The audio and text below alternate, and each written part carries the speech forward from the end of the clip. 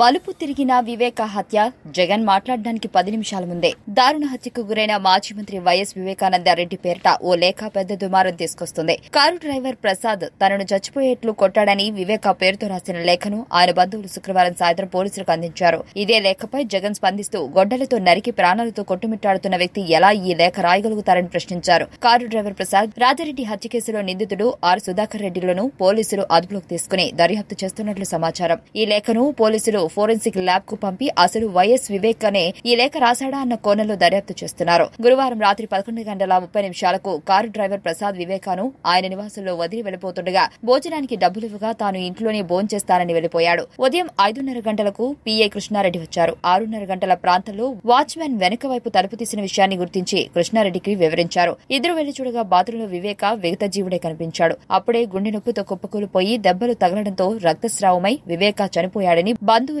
ప్రాథమికంగా నిర్ధారించారు. బెడ్రూమ్ లో రక్తపు మరకలను కడిగేసినట్లు పోలీసులు గుర్తించారు. పోలీసులకు 6:40 సమాచారం రావడంతో సీఐ శంకరయ్య సంఘటన స్థలానికి చేరే సమయానికే రక్తాన్ని తుడుస్తూ కనిపించడంతో ఆయన ఇలా చేయకూడదంటూ అడ్డు తగిలారు. పోస్టుమార్టం నిర్వహించే వరకు అందరిలోనూ హఠాన్మరణం చెందినట్లుగా ప్రచారం సాగుతూ వచ్చింది. డాక్టర్ పోస్టుమార్టం చేసేందుకు మృతదేహాన్ని పరిశీలించినప్పుడు తలపై బలమైన గాయాలు, ఒళ్లంతా గొడ్డలతో నరికిన గాయాలు కనిపించాయి. అప్పుడే హత్యకు గురైన సంఘటన వెలుగులోకి వచ్చింది. సాయంత్రం వరకు హైడ్రామా కొనసాగుతూ వచ్చింది. డీఐజీ, ఎస్పీతో పాటు క్లూస్ టీం, జాగిలాలు తదితర విచారణ బృందాన్ని తరలివచ్చాయి. అనుమానాస్పద మృతిగా మొదట పోలీసులు కేసు నమోదు చేసి దర్యాప్తు ప్రారంభించారు. కానీ హత్య జరిగినట్లుగా పోస్టుమార్టం సమయంలోనే తేలింది. ఈ హత్య వెనుక ఎవరున్నారు, ఎందుకు జరిగింది, ఏవైనా ఆర్థిక లావాదేవీలా, కుటుంబ కలహాలా లేదా ఇతర వ్యవహారాలా అన్న చర్చ జోరుగా సాగుతూ వచ్చింది. 5 గంటలకు జగన్ పులివెందులకు ఇచ్చేసి వివేక భౌతిక కాయాన్ని సందర్శించి నివాళులర్పించారు. గంట తర్వాత మీడియా సమావేశం నిర్వహించారు. ఈ సమావేశానికి 10 నిమిషాల ముందు వివేకానందరెడ్డి బంధువులు డీఎస్పీ నాగరాజును కలిసి ఇంట్లో ఈ లేఖ దొరికిందంటూ ఒక లేఖ అందించారు.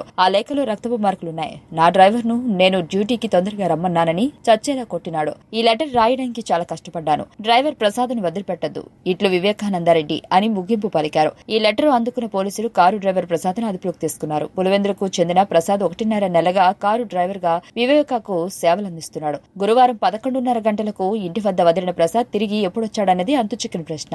జగన్ చెప్పినట్టు గొడ్డలతో దారుణంగా నరకడంతో తీవ్ర గాయాల పాలైన వివేక లెటర్ రాసే పరిస్థితిలో ఉన్నాడా అనేది సందేహమే. మరి వివేక బంధువులే ఈ లెటర్ ను తీసుకొచ్చి పోలీసులకు అందించడం వెనుక అంతరార్థం ఏంటన్నది పోలీసుల విచారణలో తేలాల్సిందే. ఉదయం గుండె నొప్పితో చనిపోయారని చెప్పడం, ఆ తర్వాత పోస్టు మార్టానికి తరలించే సమయంలోనే గొడ్డలితో నరికినట్లు గుర్తించారు. బెడ్రూమ్ లో ఉన్న రక్తపు మరకలు తుడవడం, ఇవన్నీ కూడా పోలీసులు వచ్చేలోపై వ్యవహరించడం పలు అనుమానాలకు తావిస్తుంది. కాగా పోలీసులే డ్రామా ఆడుతున్నారంటూ హత్యను గుండె నొప్పితోనే చనిపోయాడని సృష్టించే ప్రయత్నం జరిగిందని, ఈ ప్రభుత్వం పోలీసులపై నమ్మకం లేదని జగన్ ఆరోపిస్తూ సీబీఐ లేదా థర్డ్ పార్టీతో విచారణ జరిపించాలని డిమాండ్ చేశారు. పోలీసులు ఈ కేసును సవాల్గా తీసుకుని దర్యాప్తు ముమ్మరం చేశారు. కర్నూలు డీఐజీ, జిల్లా ఎస్పీలు పర్యవేక్షిస్తూ అన్ని కోణాలు దర్యాప్తు సాగిస్తున్నారు. 1-2 రోజుల్లో ఈ హత్య వెనుకున్నది ఎవరు, ఎందుకు జరిగింది అన్నది తేలనుంది. సంఘటన జరిగి వెలుగులోకి వచ్చిన 12 గంటల తర్వాత లేఖను బయటపెట్టి వివేక రాసినట్లు చెప్పడంలో కూడా ఏదో మతలబు దాగి ఉందని పోలీసులు పేర్కొంటున్నారు.